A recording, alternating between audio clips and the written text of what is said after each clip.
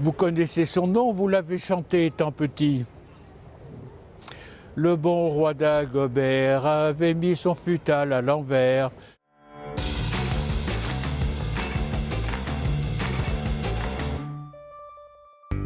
Bonjour, je m'appelle Jean-Marie de Cateux. J'adore ce quartier.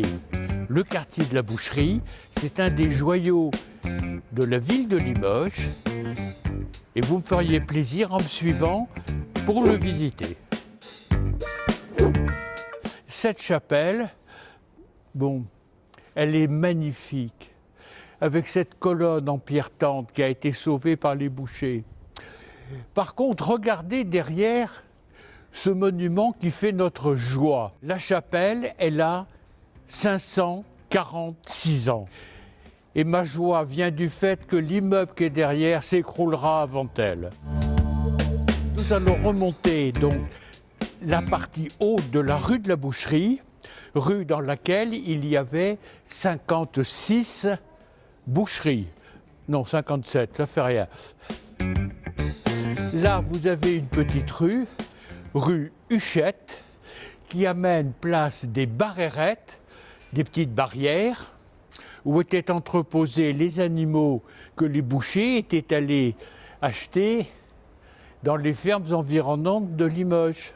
La vente était assurée par les dames bouchères, qui étaient des femmes absolument remarquables et qui s'occupaient de tout. Lui, comme on dit à Limoges, il est né natif. Et mon grand-père, M. Joseph Parot, Oui. a été le dernier boucher de cette rue en 1981, au 6 rue de la Boucherie. Là, vous avez un petit oratoire et j'étais très intrigué parce qu'il est toujours fermé à clé. Ce petit oratoire, j'ai fini par savoir qui y avait dedans. C'est Saint Triphasé. Saint Triphasé parce que c'est le compteur électrique du magasin.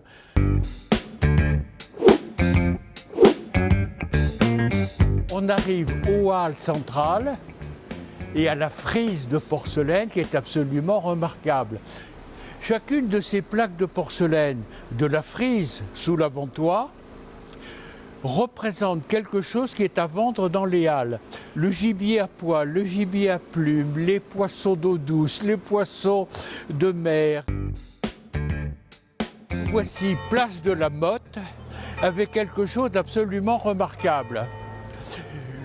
Vous avez un trompe-l'œil peint sur la façade de ces immeubles. En regardant ce trompe-l'œil, on peut résumer une partie de la vie de Limoges. Dans la fenêtre en bas à gauche, vous reconnaissez forcément ce personnage.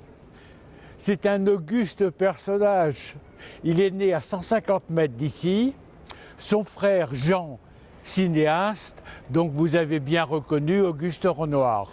Vous avez, en descendant sur le rideau, un étang, l'étang de Égoulaine, qui servait de chasse d'eau pour le quartier de la Boucherie. Le réalisateur de cette fresque était un ami de Annie Fratellini, qui a monté l'école du cirque à Nexon. C'est pour ça qu'il a mis un jongleur pour lui faire un clin d'œil. Puis dans l'ombre, vous avez un orfèvre, le plus merveilleux des orfèvres, né à 12 km d'ici. Vous connaissez son nom, vous l'avez chanté étant petit. Le bon roi d'Agobert avait mis son futal à l'envers. Le bon Saint-Éloi lui dit au bon roi, etc. C'est vrai, lui dit le roi, je vais le remettre à l'endroit.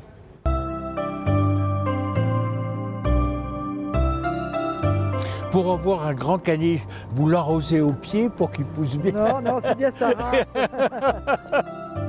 Nous arrivons place Saint-Michel, l'église Saint-Michel des Lions. En haut de ce clocher, il y a une boule. Cette boule n'est pas une floriture architecturale, c'est un point géodésique. Avec des instruments de marine, il a été déterminé la position exacte de Saint-Michel. Et à partir de cette boule, par triangulation ou autre méthode, on a pu repositionner avec beaucoup d'exactitude différents points aux alentours de Limoges.